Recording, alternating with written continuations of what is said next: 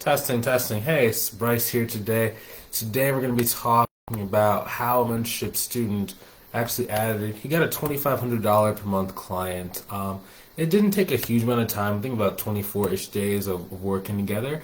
And I want to kind of break down specifically what were the most important things that were happening to him along his journey, and like what were some of the challenges he was facing before, what were some of the things that he had to overcome, and then what were the things that led to him actually being able to go land his first like mid-ticket client.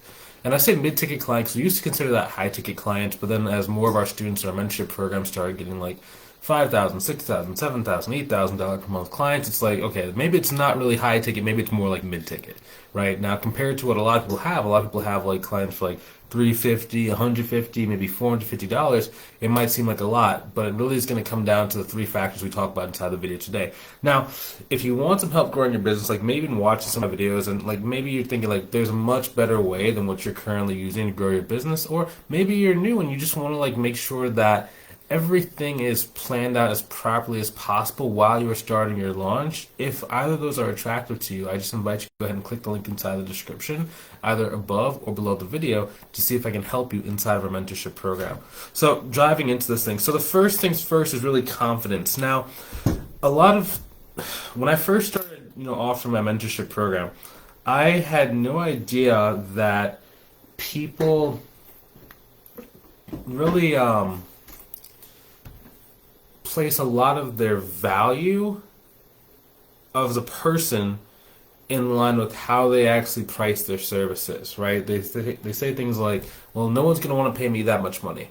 My background is not enough for someone to want to pay me this much money. And it's always something about like us that stops us from charging a lot of money. Whereas for me, I learned very early on that it wasn't really about me when it came to pricing. It was more about like what was the other person willing to pay, and what did the other person actually value, the service at.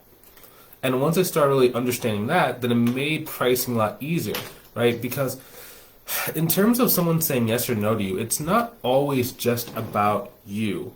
In some cases, there's really four factors that will determine how much someone's willing to pay you. Number one is going to be your sales skills. Number two is how do you feel about money.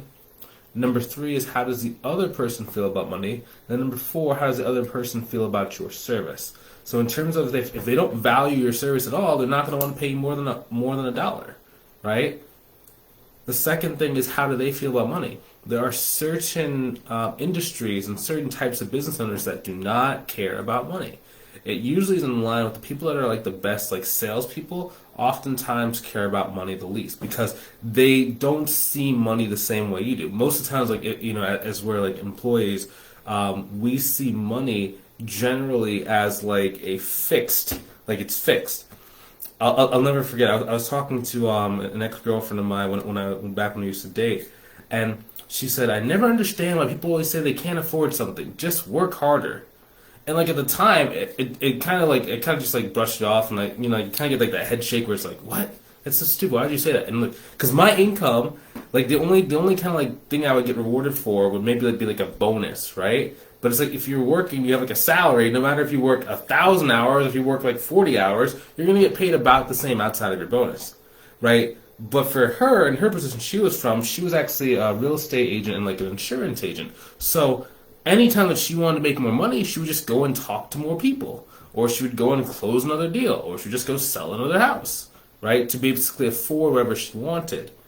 Now, when you're talking to some of these prospects, some of these clients, they're going to have the same feelings. For example, if you talk to someone that's in solar, they're generally going to be like more relaxed with their money, right? Because they're giant sales organizations. They're used to having people go and give them money, like spend money, give money. Like the money just flows so freely. Same thing with like construction business owners. Whenever they have like a new project, now you might be thinking the construction business owners are a little bit more tight with their money, and kind of it really depends on the person you're speaking with. But oftentimes they get like a really big contract, then they get very loose. Like we had one student who was working with this guy. She worked with him for I believe about a year, and he basically paid her $4,000 a month to basically just consult him on like different like financial decisions he was thinking about making. He had just won like a $10 million contract, and he was just basically just spending money just to spend money. He just wanted like people to be around him. He just wanted to talk. Like he just really literally just wanted her inside of his digital entourage to be able to kind of like just be a sounding board whenever he's thinking about making decisions, right? But again, that's just how it is. So it's not really, the price is not really based on you, because like if you're being honest, for that kind of situation, should he have been paying her $4,000 a month based on the work she was doing? Not really, because she wasn't really giving any advice. She wasn't really offering anything. They already had a bookkeeper in place. She was literally just being his financial therapist, right? But again, it wasn't based on, it was based on what was this person willing to pay, right? So you have to, number one, start thinking about that. Now, if you're dealing with a more traditional type of business owner that is focused on like the numbers, you have to be able to start thinking like, okay, so what is the outcome of someone having clean, accurate finances? So I'll give you an example. I was talking to this like he was like an online author, right? And he had like a coaching program, and like this is someone we worked with like for our accounting firm. And for him, he had these advertisements he was running. And he thought that for every $1 he put in, he got $3 back. But in actuality, what he was not factoring in was for every dollar he spent, the marketing machine he was doing needed 2 employees to basically go and like message all of his leads in order to book them. So on top of, let's say he was spending like $5,000 a month in ads. Okay, so $5K per month in ads. That means he was getting about $15,000 out in revenue. But he had to pay his one employee $1,000 a month. Then he also had to pay his second employee, and this is like the second employee is like more of like a virtual assistant. He's paying her like $800 per month, right? Okay, so now he's actually spending $6,800. Okay, but then there's also 5% commission. We'll just shoot for, I'll just pull up my little calculator, $15,000 times 0.05. That's an extra $750. Okay, so what is that? $750 plus $800 plus $1,000 plus $5,000. Okay, that's about $7,550 to get $15,000 back. Now you might be thinking, okay, he made $7,000 off that, but what he also did not understand was he was not collecting all that money up front. He was actually only collecting about 50% up front. So that means he was only collecting, what is that, about 15,000 divided by 2, about 7,500 in the first month, right? So he thought on paper he was making $10,000 a month, right? But he was confused because $10,000 was not coming into his account every single month. He was actually losing $50 a month, and he didn't know why, right? So for him, if he keeps extrapolating that out, he doesn't have someone helping him, he could essentially not make any money, right? Because he still has in his account receivable about $7,500 still outstanding that he may or may not collect upon, right? So he didn't know this. This is the value of having an accountant or having a bookkeeper, right? Because if you can tell him that he actually has a problem, he's actually trending downwards, if he doesn't get this stuff figured out, like how to collect more cash up front, how to go and like really collect more of those accounts receivable, how to get more output from his contractors that he has, how to really calculate, like, is he actually spending $5,000 or is it more of like $7,550, right, to get that outcome? And then if that's not a 3x return on ad spend, that's a 2x return on ad spend. That will also alert him maybe your advertising is not doing that great. So maybe you have to go and look back at your ads.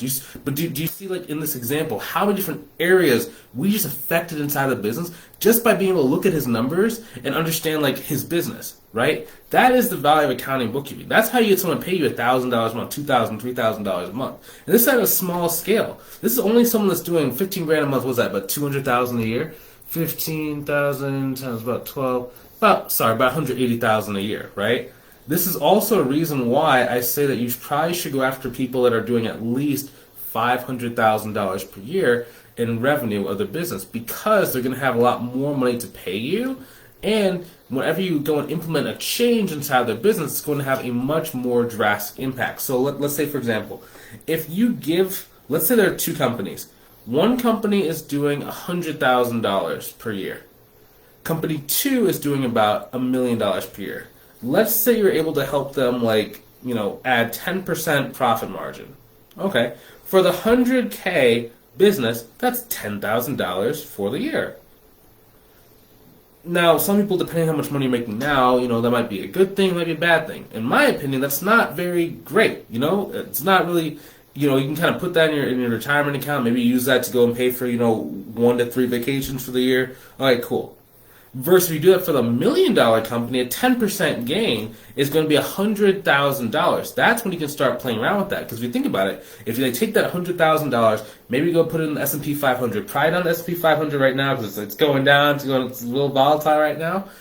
They can actually go and get 10% money. So they would actually go and get the same $10,000 you got for the other company, but just by doing the same thing. So it's much easier to cause change and impact a company that's doing more money. So I'm always talking about you have to go and choose your clients much more effectively, because by choosing good clients is going to dictate how much they're willing to pay because of the value and the output that you are going to give them, just by being a part of the company and watching their backs. It allows them to move so much faster. So, and here's another thing too.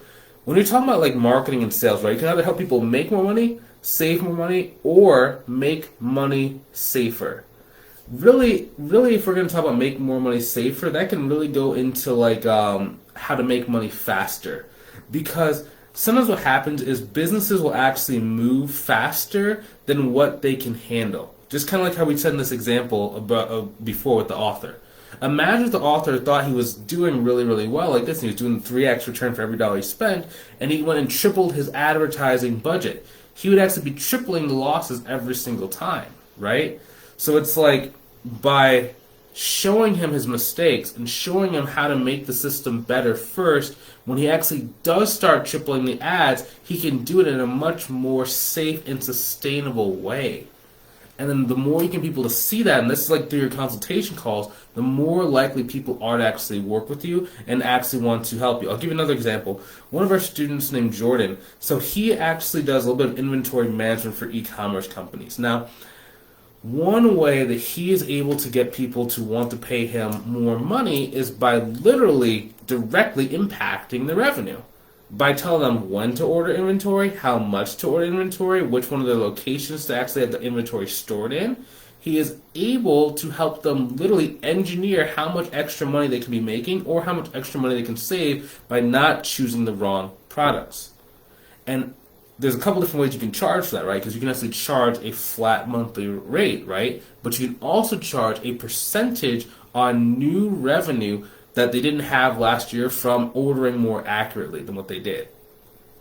And then when you're able to do that, you're directly linked to really the value you create, and you're able to go and charge more money as a result on average.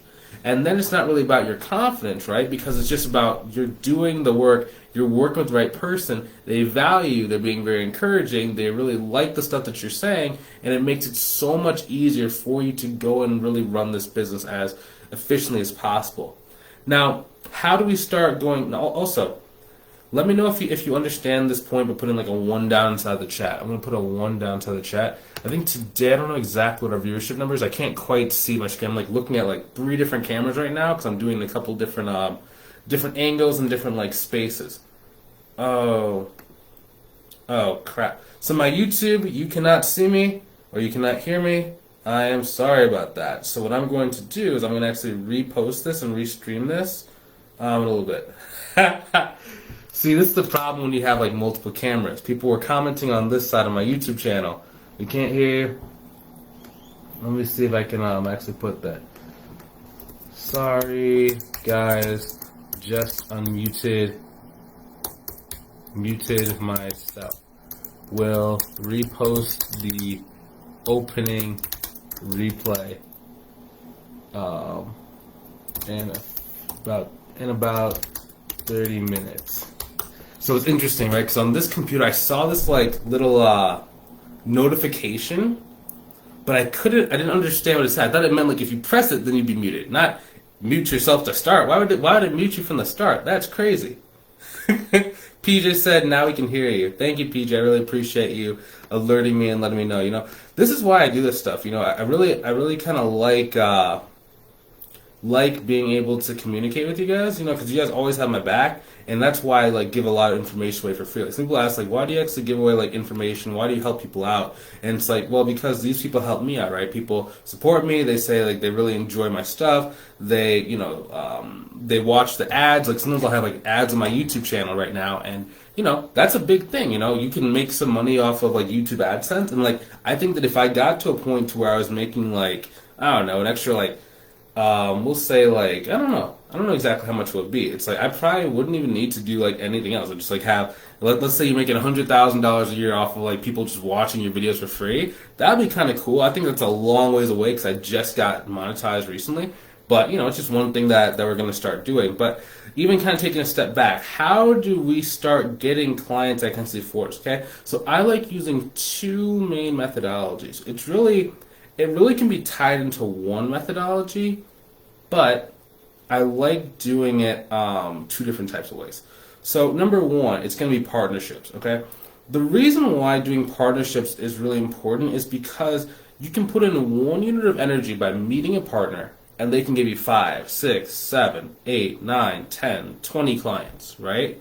It's just much more effective use of your time, especially if you have like a full-time job. Like maybe you can't, maybe you just can't afford time-wise to do 1,000,000 hours of cold calls or go to like networking events during the middle of the day, right? So by having partners who are already doing their businesses full-time, they can be fully running the business. Like a good example of a partner can be like a lawyer. Another example can be like a financial advisor, a pastor, right? It can be a therapist. Doesn't really matter. But it's someone that has a full-time business and preferably has access to your ideal client, right? So let's say, for example, I'm going to go look for a partner, right? I'm looking for partners that have really the clients that I'm looking for. So you can find out if they have clients you're looking for 3 different ways. Number one, you can go to the LinkedIn connection profile. You actually see all the different connections there are. Look through each one of the business owners they're connected with and see, is this the type of business that you actually think would end up working with you and be a good client? That's number one. Second way is by actually like getting on the phone with the person, ask them what type of businesses or what types of owners they actually deal with, like what size, what stage, where are they, how are they, like et cetera, et cetera. And you can actually just have them basically tell you. I don't like that second method of getting on the phone before I know who they have. I don't like because like you can end up like wasting a lot of time like that, right? So I try to do my research before I actually go and like get on the phone with someone, just so that I'm making the best use of both of our times. There's not really a point in my opinion. Get on the phone, then you talk for like 20, 15 minutes, and they're like, oh, I have no one to send you. It's like, oh. Another way you can actually go do it is by looking at the average age of their company. So let's say that you're dealing with someone that's like a commercial real estate agent. In order for the commercial real estate agent to actually be successful for more than 5, 6 years, they would have had to been able to sell deals to business owners. A commercial real estate agent is someone that sells like commercial properties to people that own a business. So like think if someone's trying to open a restaurant, they have to go buy the business, buy the building. They do it through a commercial real estate agent. Same thing when someone's trying to purchase like a shopping mall at like a local like plaza, right? So in order for this business owner to be in business for like 5, 6, 10, 15, 20 years, they would have had to have business owners that are along the way. Now there are a lot of business types, like the types of businesses where they're going to be dealing with the person throughout the age of the person's business. So let's think, for example, a law firm. And let's say someone that handles like contract law. So every single time the person's either making a new version of the contract or wants to review a contract or there's some sort of dispute or have to send someone to collections, they talk to that lawyer. So if a lawyer is like 5 years in business, a lot of their like clients on average will be maybe around like 5, 6, 7 years in business, right? They're gonna be around the same age in business as a lawyer, right? Because oftentimes people want to like start with someone that's new when they're first getting started. So it's like you're both getting started, both like new, right? So I can predict what type of clients they have based on the age of business, right? Because someone that has like clients that are like a year old, they're not going to be able to afford you if they're like a year old and you're asking for like $20,000 a month. You know what I mean? So it's like generally the more established, once they start getting like 3, 5, 6 years plus, that's when you start getting better quality clients. Now it is diminishing returns, right? If you start going companies that are too old, the number of total opportunities that you have available are going to go down. What do I mean by that? A company that's been around for 10 years, 12 years, 15 years probably has had an accountant or a bookkeeper that's doing the books. So the only time you're really going to be able to get an opportunity with them is if someone either like moves, companies, if they just drop them as a client, if the accountant retires, or if something happens and maybe they pass away or something happens, right? So, and I don't really like to prey on people's downfalls, kind of thing. So I don't usually go after companies of that size or that age. I go more after the 3 to 6 years old, right? Generally when they're in more of a transitionary period. I like it where it's maybe they have a father-in-law or a mother-in-law that has been doing the books, but as they're growing the business so fast, it's just overwhelming to the current person. So I like doing more of a placeholder kind of thing. The father-in-law was a placeholder until our company came in, and then we can replace them, rather than me having to remove the incumbent bookkeeper, right? And there's nothing wrong with that. If that's your style and that's kind of what you like doing, but it's just not something that I've needed to or chosen to do through our career. So that's one way you do it, right? Now, on our YouTube channel, we actually have a lot of videos that breaks down how to go and get partners to actually send you clients, right? We have a lot of videos on that. I even wrote a book on it called 6-Figure Partnerships. If you want access to the book, go ahead and comment 6FP down in the comments. I'll actually give you a link to my website. You can actually buy the discount while it's still on, buy the book while it's still on discount.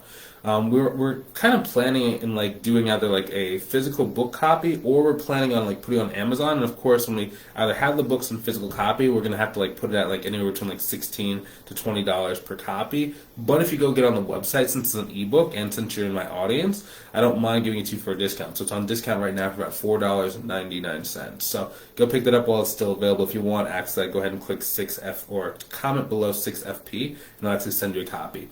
Hopefully you learned something a little bit new. If you have any follow-up questions, make sure to either post inside the comments or reach out to me on social media. Maybe you're on watching me on YouTube right now. If you're on YouTube, go find me on Facebook, send me a message, ask me your question. Also, if you want some help growing your business, but you just don't know what you don't know, you feel that if you had someone who can pull you by the hand and can make sure you know exactly what you need to do in order to go and grow and reach your goals, if you feel that would be a benefit to you, if you feel that would have some value to you, go ahead and click the link inside the description, either above or below the video, to book a call with myself to see if I can help you inside of our mentorship program. Okay? I will talk to you soon. Have a great rest of your day. Take it easy and have a good one. Boom, end stream.